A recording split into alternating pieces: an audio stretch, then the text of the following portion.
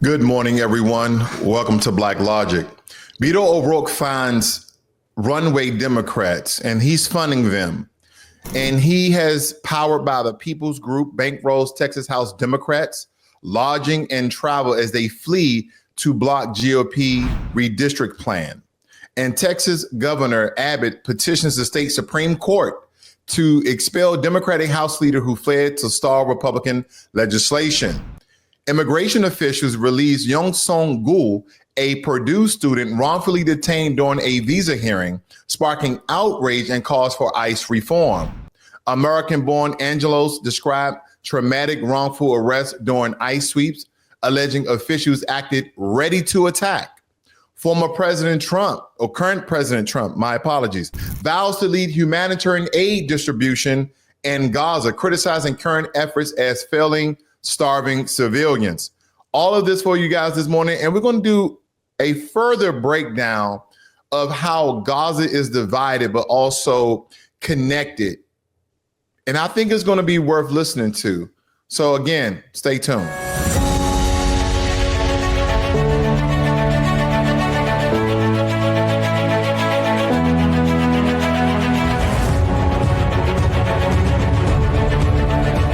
So here's a bold move from Powered by People, which is a group, Beto O'Rourke political mobilization arm. They've been funneling money to Texas House Democratic Caucus to help pay for lodging and transportation costs incurred when lawmakers left the state to block the redistrict plan of the GOP. And this isn't paying members directly. It's enabling logistics to empower dissent in Texas politics. And I'm likely to believe that they did this through organizations, because more times than not in politics, anytime you do anything personal that can link back to a personal bank account, they can come up and trump up all sorts of charges. So again, they do these through organizations and in some regards through private donors and donations. So it cannot be directly tied to any political figure. And again, this is all behind of Democrats being on the run because of the GOP's efforts to unseat at least 5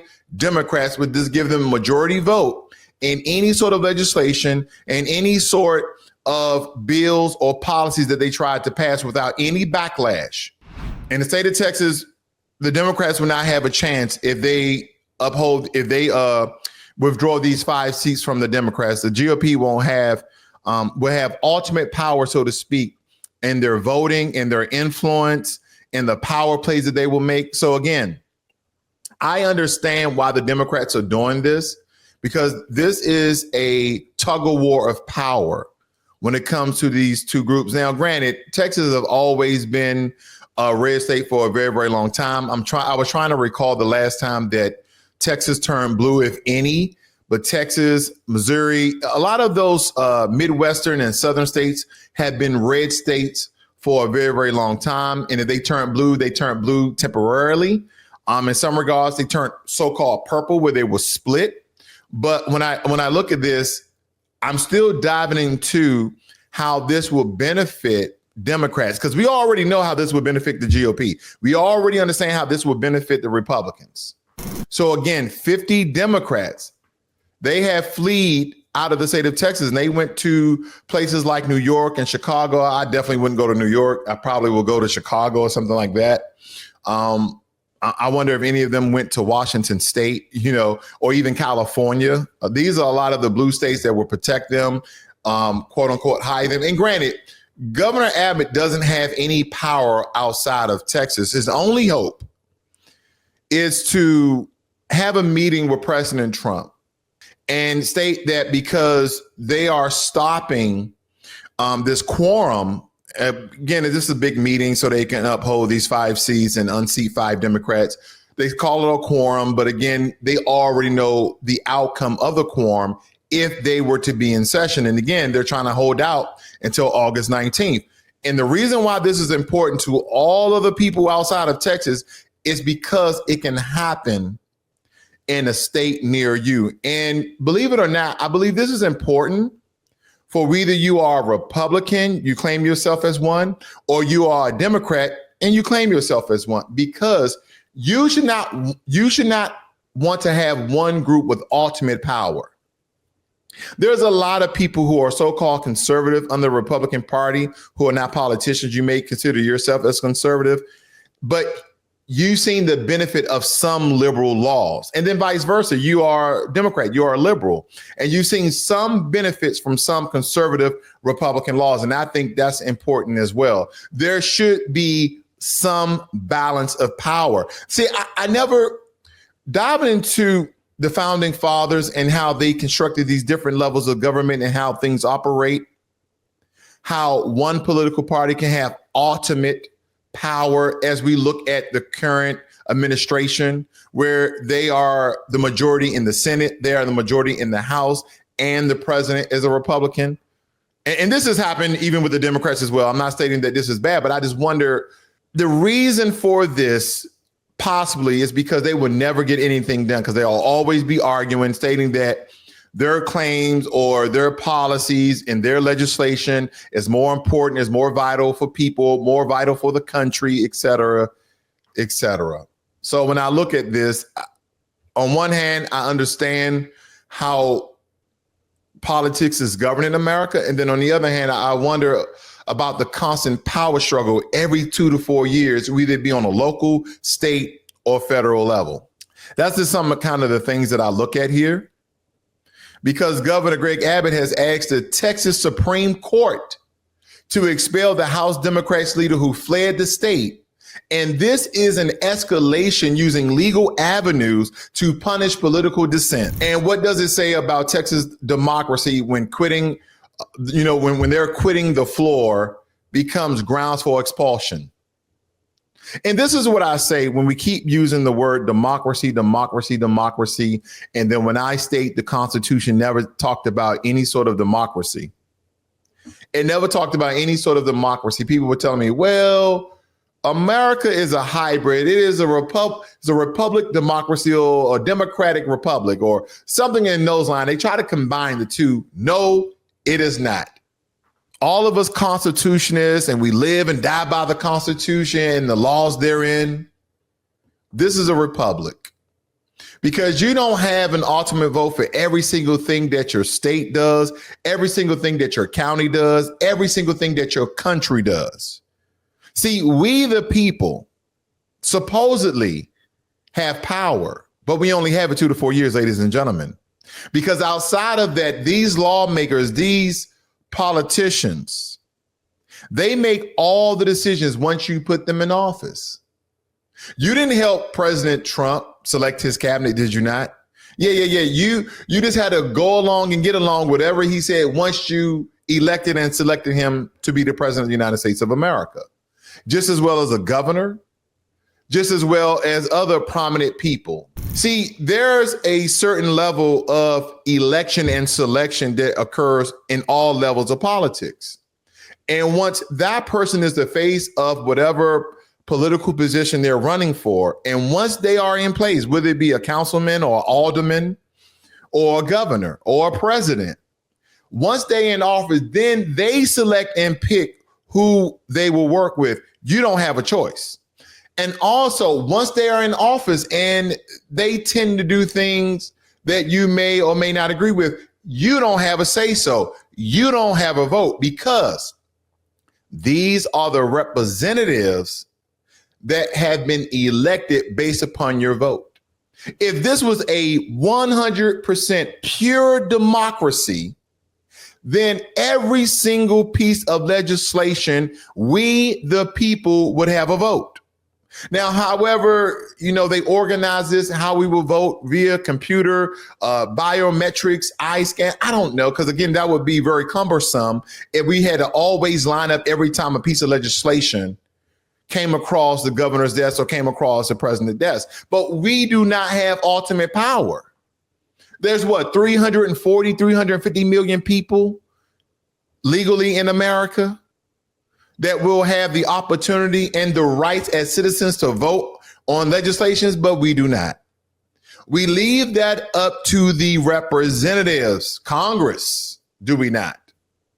And then if it comes across the president's desk, he has the power to sign it into law or to veto it. So again, I really dislike whether it be Republicans or Democrats or the party that really never has any power, the independents, that we live in democracy. It's a fallacy. It's fake. The word is just sounds nice. Oh, we in a democracy. And you hear the most intelligent, smart, powerful, influential people keep saying democracy, democracy, democracy. If that's the case, then show me the word democracy in the Constitution as it pertains to our government. So again, Democrats are fleeing Texas because now Governor Greg Abbott has asked the Texas Supreme Court to expel House Democratic leaders who have left the state because they are preventing the quorum, which may haphazardly unseat 5 Democratic seats and then give the GOP ultimate power. This is all about power. It's always been about power in some regards. So a Purdue student from South Korea torn away during what was supposed to be a routine visa hearing in New York was transferred to Louisiana and held for 5 days before being released without bail. And church leaders and New York politicians condemn what they call an unjust and traumatic error. And here's the question, ladies and gentlemen. Did she outstay her visa? Was she on a work visa? So let's get into it, because I think this is important for other people who are in the country, illegal and or legal.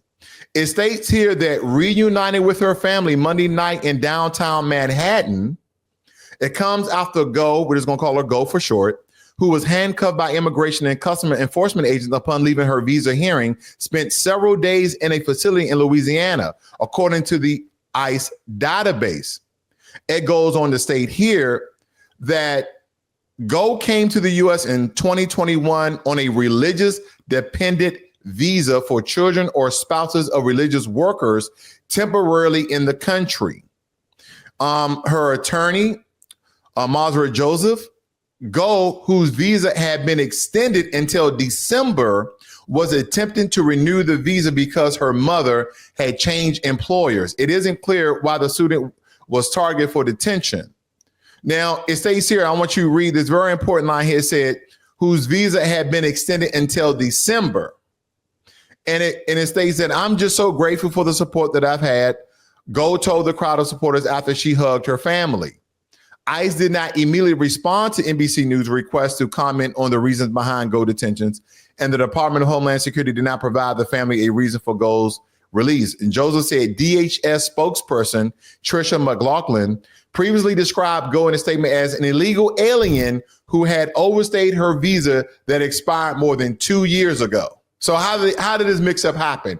And what December are they talking about? See, again, it says in 2021, then it says they extended to December. So what December they're talking about? 2021 December, 2025 December, 2024 December. And so as we dive deeper into the story, it says with her mother, Carrie Kim, came to the U.S. for Kim's work.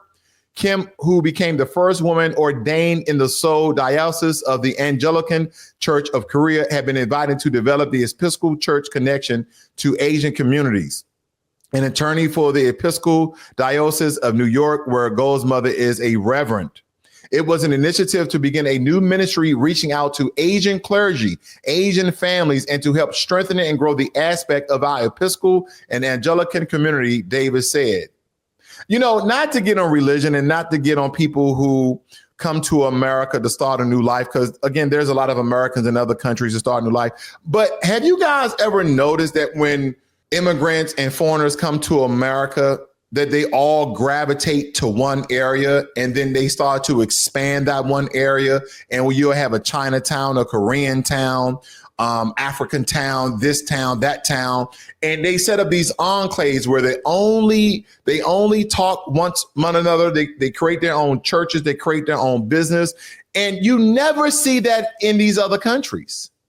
See, I lived in Korea for 4 years, and the only American businesses that I was privy to are the ones that was on base. Now, granted, were there American business in the economy of Korea? Yeah, there were a few. Were there American business in Japan when we went? Yes, there was. But these businesses in Japan, even though they were selling American breakfast, American food, all of these businesses was ran by Japanese. When I used to go shop down in what we call the Ville, outside of every almost outside of every military installation in Korea, they have what they call the Ville. And the Ville sold majority two things. It sold clothing, and I won't say that it sold women. Well, it patriated to a point where you will go into what they call these drinky bars. And most of these women were from the Philippines. And you would pay $10 to $20 just to sit and talk with these women from the Philippines. Now, granted, there have been various stories of people sex trafficking as well as illegal prostitution. And a lot of these so-called drinky bars would get shut down. But what happens is you go into these bars and there's these women wearing skimpy clothing, wearing lingerie that entices young military men. Sit down, pay you $20 for, maybe one or two songs, and you're having discussions about whatever. I don't know what you can possibly discuss. But I guess it was an outlet for military men to go in and just speak to the opposite sex, because majority of military personnel in Korea are men. And there's no large population of American female soldiers. And if they are, they tend to be married more times than not. So again, this was an outlet for men to have interactions, non-sexual. The military was not condoning that. They even had, military officials to shut down a lot of these places. Where am I getting at? You never really see large populations of Americans in other countries and then set up communities.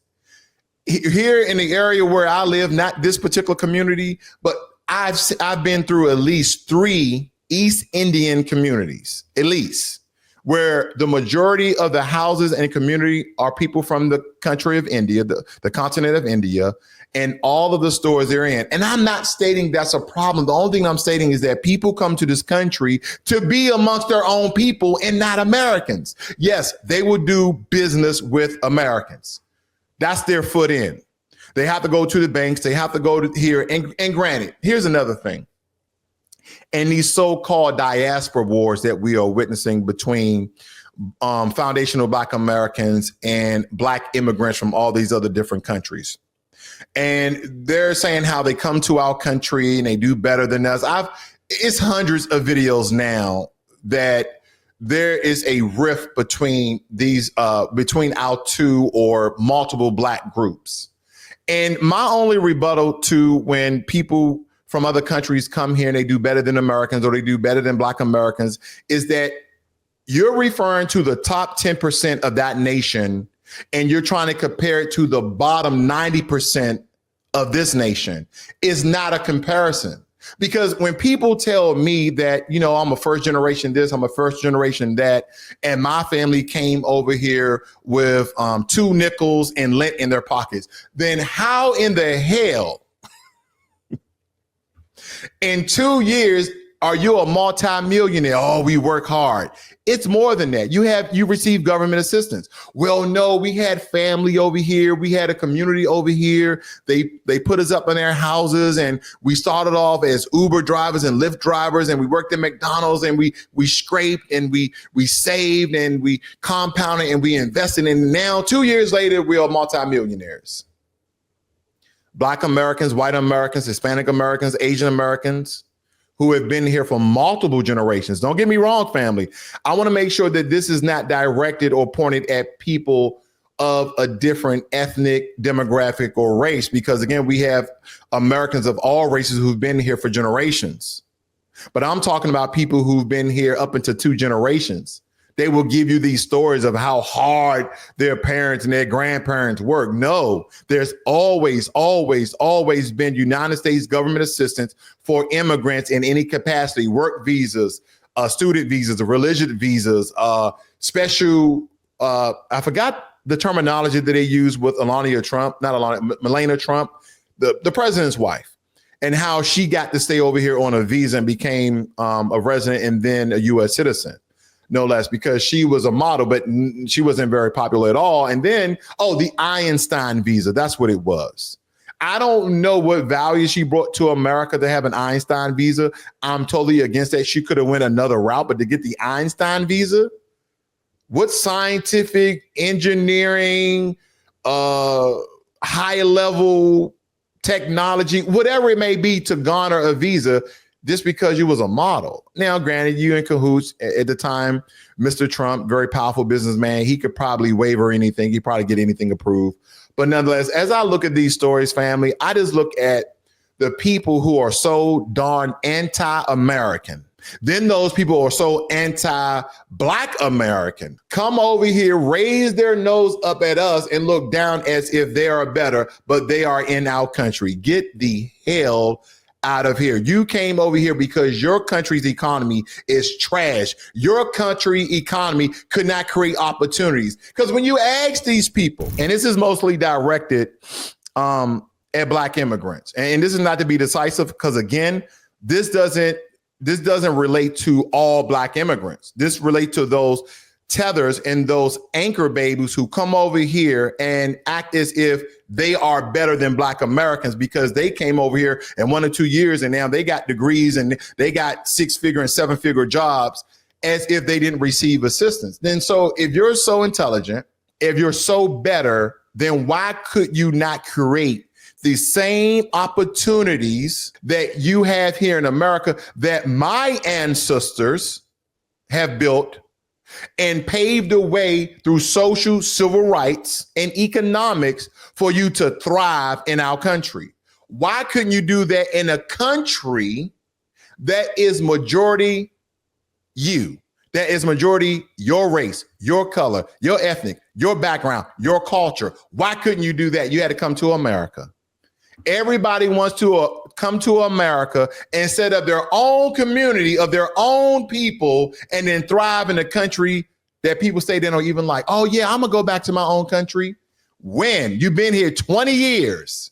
Oh, well, you know, when I retire. So you're going to make all your money and become rich in America.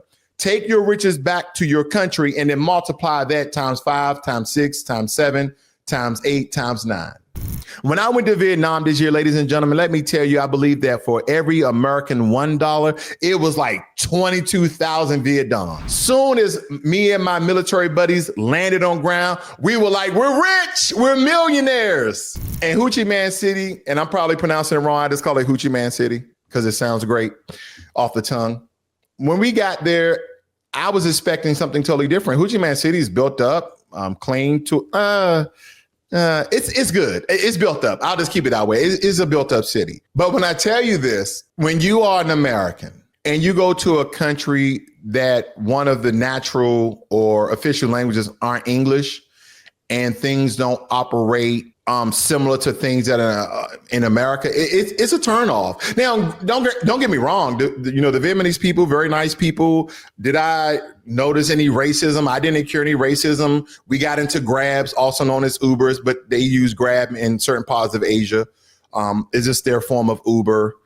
But nonetheless, did I experience any racism? Not to my knowledge. People left us alone. We left them alone. Even in Japan, same difference. Had a great time in all these countries. Didn't really experience any racism.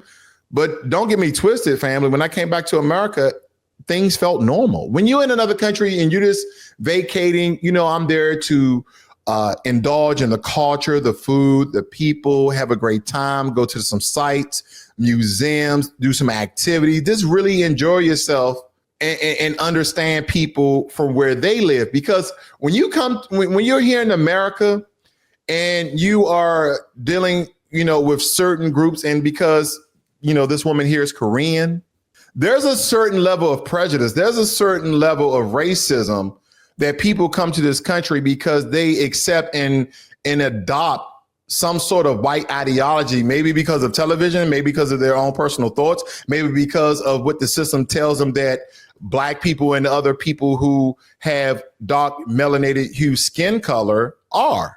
Maybe that's the reason, because in Korea, I've had pleasant interactions. Don't forget, I lived in Korea for 4 years. I had pleasant interactions. I remember I met some guy on the subway. He actually worked for discovery.com, but he was Korean, and we had a great conversation.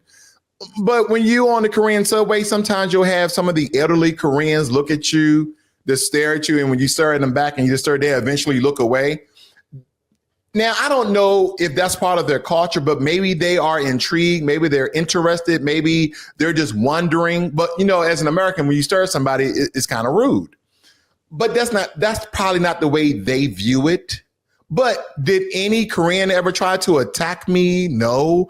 Did I feel discriminated upon in some regards? Yes. In Korea, yes.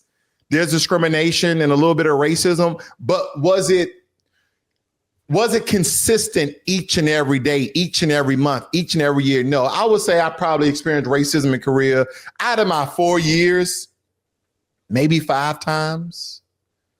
Now, that's pennies, pebbles compared to America. I'll just say that. So I'm not saying anything ill will about Korean people. I enjoyed my time over there in some regards. I was in the military, so I trained most of the time, and I was up north. Okay. Not until my last year that I came down what they call Area 4, Camp Humphreys, or the Hump, as people will know it. But again, I just wanted to put those things out to you, ladies and gentlemen, because I just think that it was interesting nonetheless. Okay. But again, there's been a lot of people in downtown LA, citizens like Andrea Velez, Luis Hipólito, and Adrian Martinez were arrested during ICE raids described by Velez as a kidnapping, and charges were later dropped amid civil rights outcry. Footage, contracted official testimonies, and the victims say they were traumatized and had their lives disrupted. Well, welcome to Black America. Welcome to Black America, because this has been happening to us since the inception and prior to of this country. Stop and frisk, vagrancy papers, freedom papers. This has been happening to us since the inception of this country. So all non-white people, this is what Black Americans have been facing ever since and before the inception of this country. So you're welcome. Because we've told you this time and time again, and this is why the reason why, Black Americans for decades have been marching in the street for voter rights, for civil rights, for justice, on so many accounts. And all of you guys turned a blind eye. Oh, well, it's not happening to us Asians, not stating all. It's not happening to us white Hispanics, not stating all. It's not happening to us light brown Hispanics, not stating all. Because this is not all inclusive. This is for those people who kind of just, I'm going to keep my head down. I'm not going to get involved with this. You are involved whether you like it or not, just as well as Black people. There were Black people like, I'm not going to get in part of this whole Black empowerment because we got rights on the book. There's laws and this, that, and the other. Nothing really happens until it happens to you. Even Candace Owens, out of all people. Now, this happened, a year or two ago, where she was stating prejudice and racism. Whoa, wait a minute. I thought it didn't exist. And nonetheless, she's kind of did a 180, because especially with her whole Epstein Files piece and with her Bridget Macron piece, very powerful pieces. I've been watching it. Very intelligent, beautiful Black woman, really astute, done her research, and I applaud that. But we cannot ignore prejudice and racism in America with all these different groups that turn the Black eye, because the system have always been highlighting Black people as the murderers, killers, and stealers of the society. But then anytime I pop up statistics, oh, well, those numbers could be fudged by the government that's majority white, by the government that every president except for one has been white. So when the system tells on themselves, it's not true. But then we have people like Charlie Kirk stating that Black people are the majority of the crime in America, not according to the DOJ, not according to the FBI, not according to independent law enforcement agencies. We're not per capita, because again, you keep getting this 13, we're roughly anywhere between 14 to 15% of the population. And people are saying that we commit 70 or 80% of the crimes. That's not what the statistics say. So now numbers don't matter. Now we're just shooting from the hip, because again, if statistics don't matter, that tells me that your conjecture is dealing with your belief and or feelings, or the hyperbolic matter of situations that you may see on mass media, social media, and how you feel about a particular group. You can miss me with all of that. Now, let's get into it, ladies and gentlemen. because I think that the move that the U.S. should take is taking over the Gaza aid effort, because President Trump has sent envoy Steve Witkoff that they're planning to lead the aid distribution in Gaza amid criticism that Israel isn't managing it properly. No, they're not. And Trump claims he doesn't like seeing babies starve, yet the plan remains controversial for potential geopolitical and humanitarian consequences. I don't think anybody likes to see babies starve. But what about this? Okay, yeah, babies, small children, adolescents, they're the most precious thing on this earth, no matter what race, creed, color, religion that they are. But people, human beings, Homo sapiens should not starve in today's society, in today's world. And after all of that, you want to send a special envoy, you want to take over the aid efforts. We may send National Guard, active duty troops to organize this aid crisis that they have in Gaza that Israel started, allegedly. Now you want to do something, but you still won't recognize Palestine as a state. Wow. That's crazy to me, folks. Because when we look at the state of Palestine, it is a fragmented land that has been divided into regions with distinct realities, yet bonded by a shared history of displacement and conflict and resilience. Why is that? The UN partition plan. And to understand its present and the heavy toil of war, we must look closely at the three main parts. You have the West Bank, the Gaza Strip, which has been demolished, and East Jerusalem. Now, the West Bank, home to over 3 million Palestinians, is a patchwork of cities, villages, and refugee camps interwoven with Israeli settlements and military checkpoints.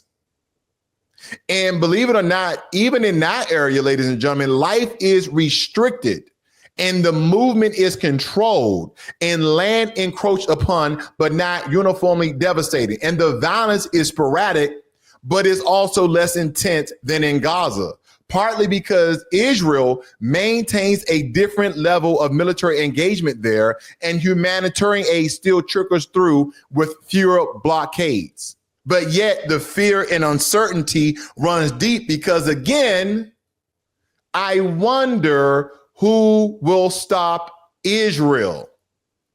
Who will stop them? Will the United States of America stop them? I don't know, because we keep funding their efforts. Now, for nearly 2 decades, Gaza had been under an Israeli-Egyptian blockade. Its economy strangled and its infrastructure shattered. And here, war is relentless. War is relentless. In these areas, when I look at this and how there's certain countries that are playing tug of war with the region of Palestine, because again, in that, West Bank, so to speak, you have the Egyptian sort of Israeli blockade. And in that area, the economy is absolutely strangled and its infrastructure had been shattered. And I think the most important thing that I was speaking on yesterday is that the lack of open borders and scarce resources make every conflict catastrophic and trapping civilians with no safe escape. And this is the reason why Palestine needs a military. That's why they need a unifying body, an actual official government, not just governs the West Bank, not just governs the Gaza Strip, not just governs East Jerusalem, but that governs the entire state, the entire country, the entire region of Palestine. Now, when we speak about East Jerusalem, okay, when we speak about East Jerusalem, and I just want to, again, just drive this narrative home, East Jerusalem holds a different weight when we in regards to religious, political, and symbolic. With a population of around 350,000 Palestinians, it faces evictions, demolitions, and attempts to erase Palestinian presence. Every single part of Palestine is being erased. And violence flares here too, and too often is tied to protests over sovereignty and sacred sites, yet it does not see the same level of mass bombardment as Gaza. Now, imagine a scenario where the United States steps in to take over humanitarian aid distribution in Gaza. Imagine that. Now, I understand that this dynamic would shift dramatically to wrest control from Israel or even to partner with it again, because the Israeli IDF are already in place. And the White House, Washington, they would need high-level negotiations, possibly deploying U.S. agencies like USAID or USAID as we know it, that's backed by international peacekeepers who oversee entry points and convoys. And this will mark a major geopolitical maneuver, signaling a partial decoupling of Israeli control over Gaza's lifeline. Yeah, that's what this is about, ladies and gentlemen. This is about Gaza's takeover. And we have to really look at how the U.S. leadership really could flow differently when it comes to medical supplies, food, water, as well as temporary shelters. Because right here on your screen, you can see a very small scale of the devastation that these people have been going to. There is no safe building in Gaza. All of 90% of Gaza is in rubble. It's demolished. Early part of the year, you had President Trump talking about taking over Gaza to make it beachfront property. Now you have Israel, by the way of Benjamin Netanyahu, and this is not the first time he stated this, to take over Gaza and occupy it. Now, if you take over Gaza and occupy it, what does that mean? That you're going to govern that region. So then again, Israel will be expanded to Gaza. Then Palestine will only be East Jerusalem and the West Bank. But then in those regards, they're being occupied in some form or matter as well.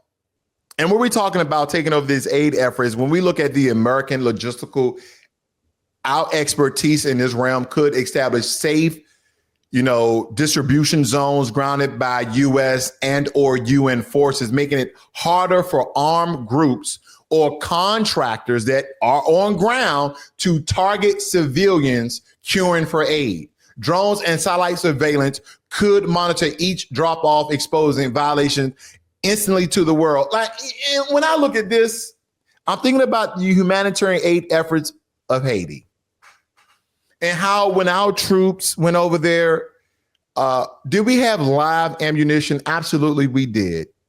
But we also have non-lethal ammunition as well, whether it be rubber bullets, in some regards, blanks. And then you just mark your magazines as if you have a piece of red tape on it.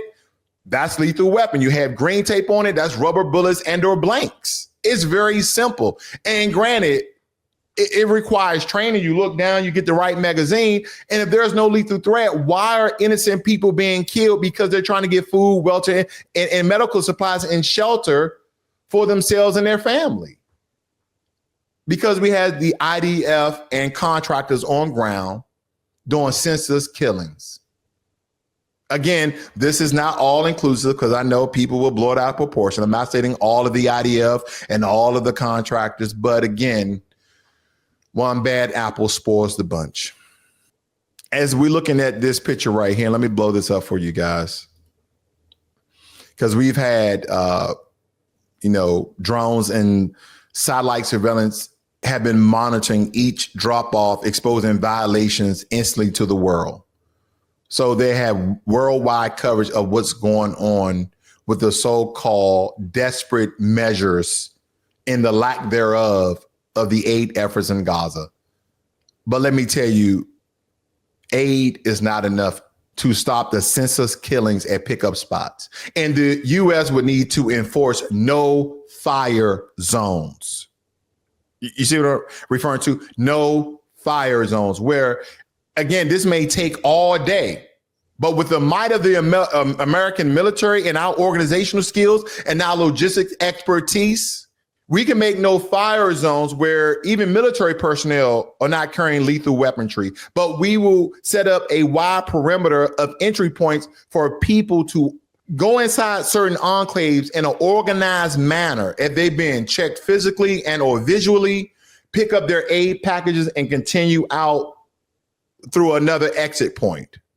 But not just dropping supplies and everyone is scrambling to a particular area and fighting over each other and pushing people and killing people. And then you have certain factions of the IDF and certain contractors just letting off rounds in the crowd.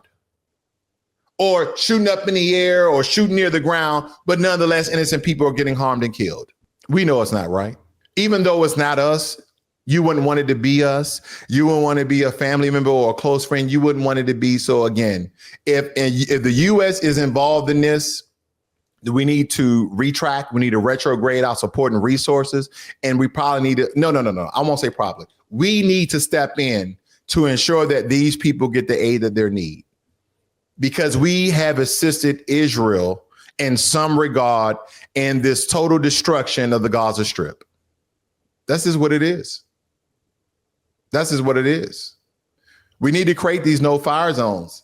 And we need intel that's backed by credible threats of sanctions or military accountability against those firing on civilians. Because humanitarian convoys could be accompanied by armored protection and rapid medical response units, ensuring not just delivery, but survival for those who dare to reach for bread and water under fire. Again, this is not just logistics of what they're trying to say, that it's difficult to, for these people to have airdrops of, supplies and aid. No, it's a moral turning point. Because every mother clutching a hungry child in Gaza, every boy trapped under West Bank occupation, every family in East Jerusalem facing eviction, they are not statistics. They are voices silenced by decades of war and policy failures. And our great nation, the United States of America, were to truly step in, not as an occasional donor, but as a guarantee of safety and dignity, it could change more than aid lines. It could shift the very narrative of Palestine's suffering, offering, and at last, a path where bombs do not dictate who lives to see another day. Will the United States of America step in? Will the United States of America, will the Trump administration, will President Trump recognize Palestine as a statehood, as a country? See, this is what I referred to yesterday. And now, granted, let me modify my stance very quickly. Do they have officials? Do they have politicians in Palestine? They do. Are they unified? Are they organized? I don't believe so. That's my conjecture. Because once you form a government or a military, see, one can't go without the other. You can have political officials, but you have to have a military.